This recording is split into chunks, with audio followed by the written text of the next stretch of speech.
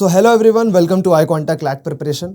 सो guys, CLAT 2026 का form तो almost आप सबने भर दिया होगा, बट स्टिल हर साल जैसे होता है ना कि वही लास्ट के 3 दिन और कन्फ्यूजन एकदम पीक पे होता है। कन्फ्यूजन कैसा? कन्फ्यूजन लाइक कि सर क्या स्टेट इशूड ओबीसी सर्टिफिकेट चलेगा? सर स्कूल का नाम गलत लिख दिया है, अब क्या करें? सर पेरेंट्स का इनकम प्रूफ देना ज़रूरी है क्या? एंड इवन क्वेश्चंस लाइक कि सर फोटो गलत अपलोड हो गया, अब क्या कर सकते हैं? या फिर सर आधार में अब एड्रेस चेंज है, अब क्या करें? या फिर सर फीस डिडक्ट हो गई बट फॉर्म सबमिटेड नहीं दिख रहा। सो डोंट वरी, इस वीडियो में मैं आपके सारे रियल डाउट्स क्लियर करूंगा एंड वी विल इंश्योर कि 31 अक्टूबर से पहले आपका फॉर्म एकदम सही तरीके से सबमिट हो जाए, कोई भी डिस्क्रिपेंसी उसमें ना रहे। तो we need to assure certain things students. I know कि many of you have already filled the forms, you have submitted the form and there is no provision to make any edit till now. ठीक है, अभी तक मतलब जिनका form submit हो गया है उसमें अभी तक कंसोर्शियम ने कोई एक्सटेंड करने का या फिर कोई एडिट्स करने का अब कोई फिलहाल नहीं डाला हुआ है टाइमलाइन। ठीक है, तो what we have to consider कि 31 October is the last date to submit your CLAT 2026 application form. So first and foremost thing is कि टिल नाउ मैं अभी 28 अक्टूबर को वीडियो बना रहा हूँ and it is around 5 PM। तो अभी तक कंसोर्शियम की साइड से कोई भी ऐसा नोटिफिकेशन नहीं आया जिसमें वो बात कर रहा हो क्लैट 2026 की फॉर्म फिलिंग की डेट को एक्सटेंड करने की। ऐसा अभी तक कोई नोटिफिकेशन नहीं आया है। ठीक है, तो वी नीड टू कंसीडर कि 31 October is the last date to fill and submit your forms. Alright, so deadline is 31 October as mentioned here and it is till 11:59 PM obviously, right? And so let's move towards the first doubts which many of you have while form filling. ठीक है, अभी भी कुछ students को होगा वो डाउट। The purpose of this video is to ensure कि जिनका फॉर्म सबमिट हो गया है अभी अगर उसमें कोई प्रॉब्लम है तो अब क्या किया जा सकता है, और जो अभी भी फॉर्म भर रहे हैं जिनको कुछ डाउट्स है तो उनको भी कोई डाउट ना हो। ठीक है, तो इस वीडियो को उसी चीज़ के लिए इंश्योर करने के लिए बनाया गया कि आपका फॉर्म बिल्कुल सीमलेस तरीके से विदाउट एनी डिस्क्रिपेंसी सबमिट हो जाए, राइट? तो सबसे पहले students, OBC certificate and category confusion एक रहता है स्टूडेंट्स को। तो first and foremost thing is कि स्टेट ओबीसी, जो स्टेट गवर्नमेंट द्वारा इशूड ओबीसी सर्टिफिकेट है, जो caste certificate state government issue कर रही है, that is not valid for CLAT. ठीक है, आपके पास सेंटर का होना चाहिए। अगर आपके पास स्टेट का भी है ना OBC certificate, NCL that is non creamy layer का अगर है भी आपके पास, तो वो क्लैट में वैलिड नहीं होगा। अगर आपने फॉर्म में वो फिल भी किया होगा, ओबीसी अपना सेलेक्ट किया होगा और स्टेट का वहाँ पे डाल दिया होगा, दिस स्टेट सर्टिफिकेट अगर आपने वहाँ पे अटैच किया होगा, तो आपका फॉर्म ऐसा नहीं कैंसिल आउट होगा, फॉर्म आपका नहीं कैंसिल आउट होगा, बट आपका जो एडमिशन है, जो आपने ये सोच के सिक्योर करने की कोशिश करी कि मेरे को वहाँ पे कैटेगरी बेनिफिट मिल जाए, वो नहीं मिलेगा। आपका फॉर्म एज अ जनरल ही वहाँ पे एक्सेप्ट होगा। फाइन, तो फर्स्ट थिंग यहाँ आप क्लियर कर लीजिए। Only central OBC NCL certified, NCL क्या है? Non creamy layer certified is accepted. It must be dated on और बिफोर 31 अक्टूबर 2025 से पहले ही आपका जो सर्टिफिकेट है ना, सेंटर से जो आया है आपको सर्टिफिकेट, जो सेंटर इशूड सर्टिफिकेट है, वो इस डेट से पहले का होना चाहिए। Fine, then if you don't have it yet you can just fill as general for now. ठीक है, फॉर नाउ आप जनरल कैटेगरी में भर सकते हो। ठीक है, that is the provision which you have. Then we have category changed after submission. अभी कुछ स्टूडेंट्स को ये भी डाउट हो सकता है कि क्या मैं अब अपनी कैटेगरी को चेंज कर सकता हूँ फॉर्म सबमिट करने के बाद? ठीक है, तो फॉर्म सबमिट करने के बाद students, there is no provision कि अभी आप कुछ कोई भी चेंज उस पर कर पाओ। Category can not be changed after form submission. Category आप नहीं चेंज कर सकते हो। अगर आपने फॉर्म फिलिंग में general as a general fill किया है, बाद में आप चाहते हो कि नहीं मैं अंडर एससी कोटा लेना चाहता हूँ एडमिशन, तो अगर आपने एज अ जनरल सबमिट कर दिया तो वो वैसे ही जाएगा वहाँ पे, अभी उसमें कुछ नहीं हो सकता। ठीक है, second thing, consortium locks your category once you submit. तो वही है, जैसे आप एक बार फॉर्म सबमिट कर देते हो तो कंसोर्शियम आपकी जो कैटेगरी जिसमें आपने फॉर्म सबमिट किया वो लॉक कर देता है वहीं पे। ठीक है, then some NLUs might accept a valid certificate later but it's rare. ठीक है, मतलब ऐसा बहुत रेयर केस है कि आपने मान लीजिए under general category form fill करा है, बाद में आप एडमिशन लेने जा रहे हो तो फिर आप थ्रू कोटा लेने वहाँ पे जा रहे हो। ठीक है, काउंसलिंग के टाइम पे तो वैसे ना बहुत चांसेस कम होते हैं, तो आप मोस्टली इन्हीं दोनों चीज़ों पे रिलाई करना। अगर आपके पास सर्टिफिकेट है, इशूड है, तो आई वुड से कि आप अपना and you are applicable for that, तो आप अप्लाई करना। Otherwise fill your form under general category only. Then can you edit the form later?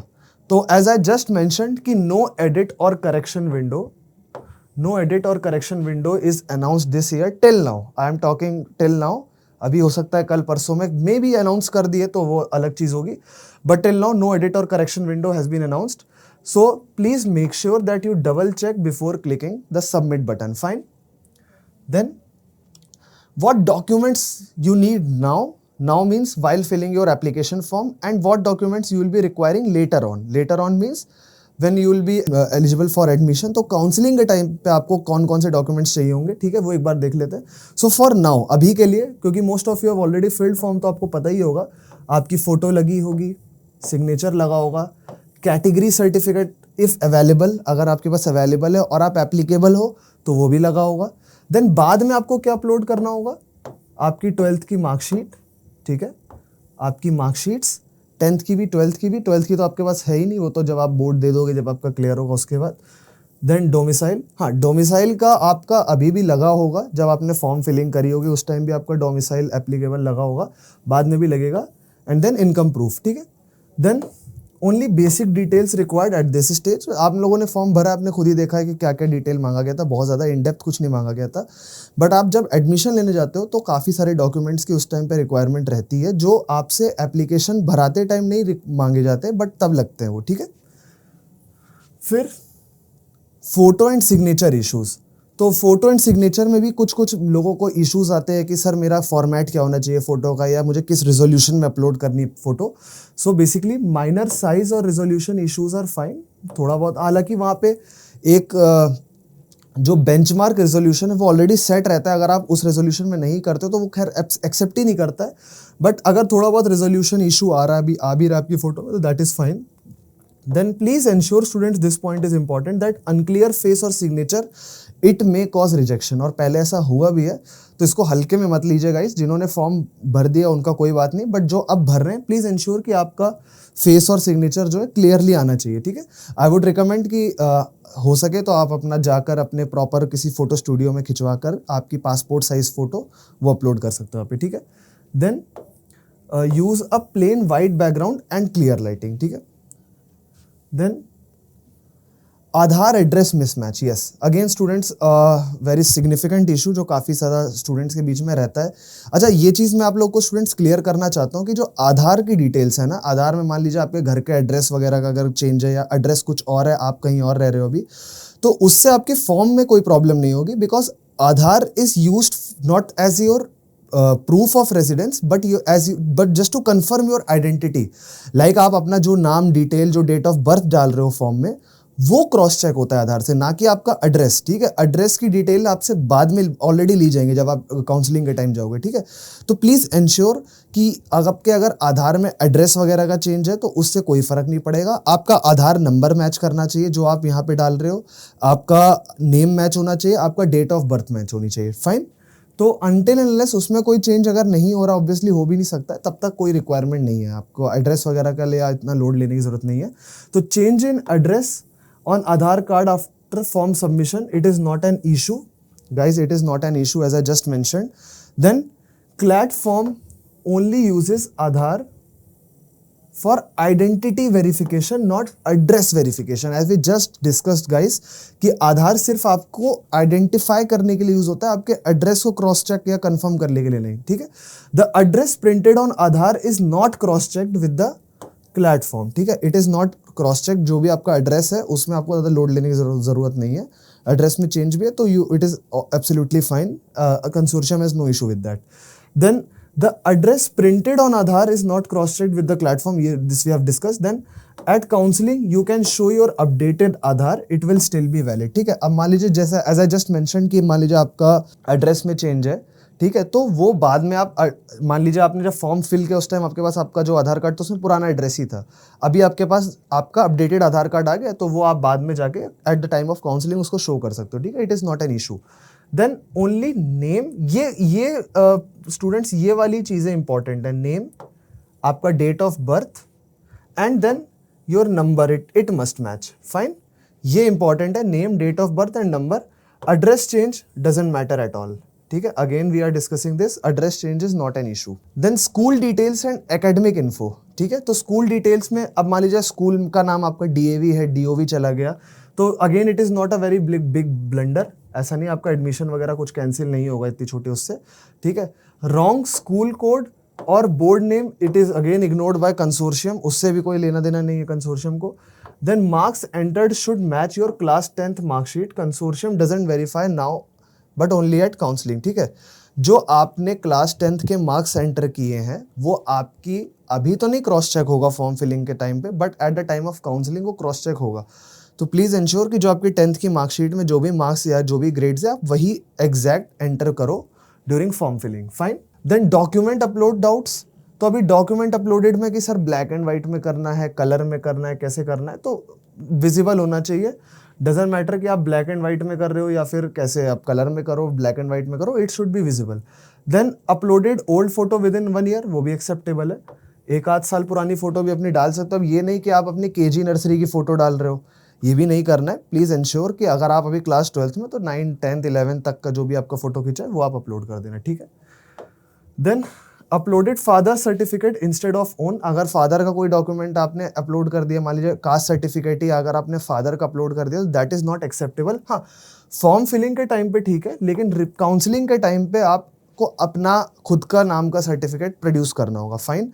तो again let me just repeat this point, suppose you are applying for OBC certification, ठीक है, आप OBC category के under apply करना चाहते हो, but आपके पास आपका खुद का सेंटर इशूड ओबीसी सर्टिफिकेट नहीं, फादर का, तो आप फादर का डाल सकते हो, but at the time of counselling you need to produce your own certificate, fine.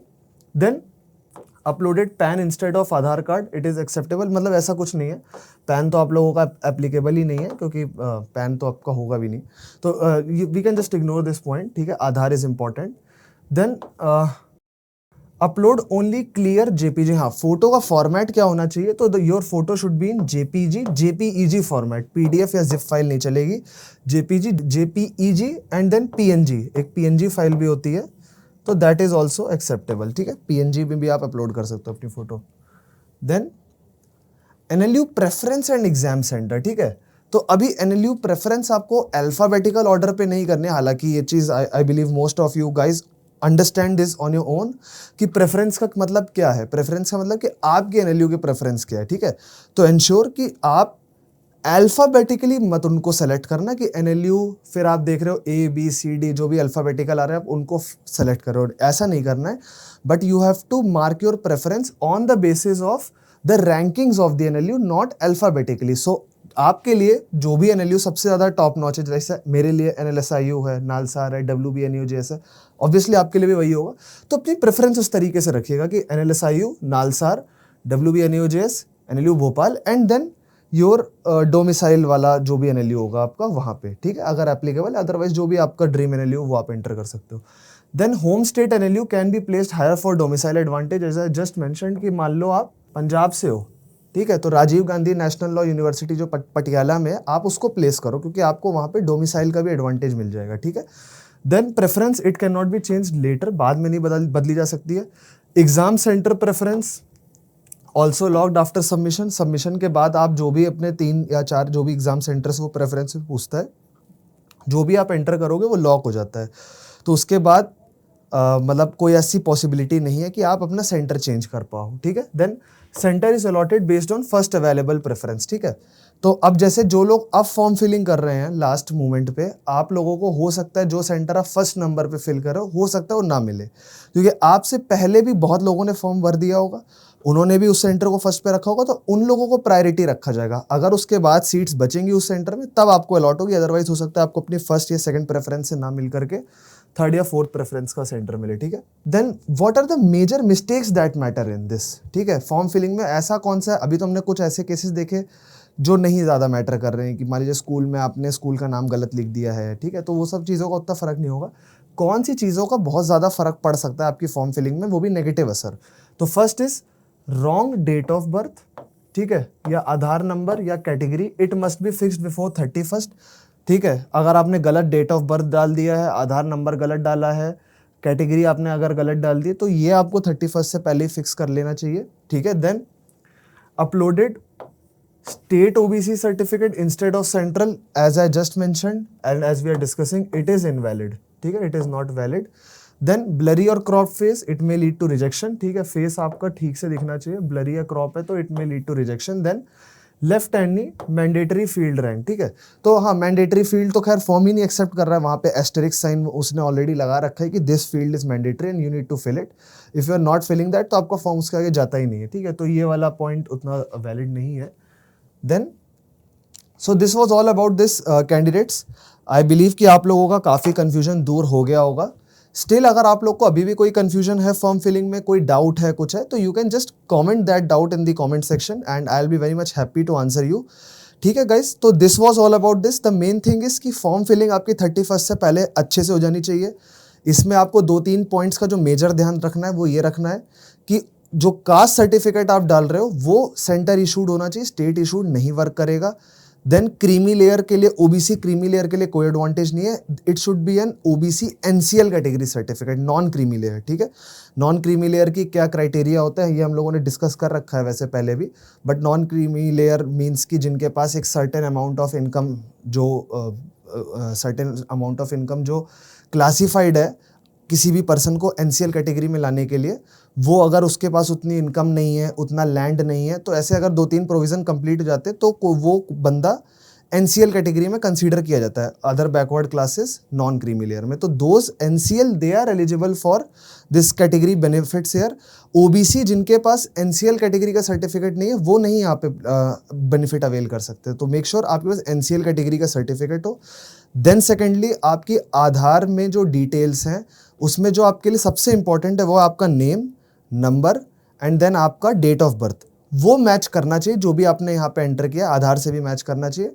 हाँ, एड्रेस वगैरह का चेंज जैसे मैंने अभी हम लोगों ने डिस्कस किया कि that doesn't matter at all, ठीक है, बाद में वो आप अपना updated Aadhaar card eight the time of counselling दिखा सकते हो। तो मोस्टली स्टूडेंट्स को इन्हीं पॉइंट्स के अराउंड डाउट रहता है, but still I try to cover as many doubts as possible जो रहते हैं स्टूडेंट को एक जनरल में। आपके पास कोई और अपना डाउट हो, कोई भी प्रॉब्लम हो, कोई क्वेरी हो, you can just comment that in the comment section. And till then all the very best for your preparation, and in case of doubt I'm again telling you can just let me know in the comment section and I'll be very much obliged to help you. Fine. So good evening students, all the very best, take care.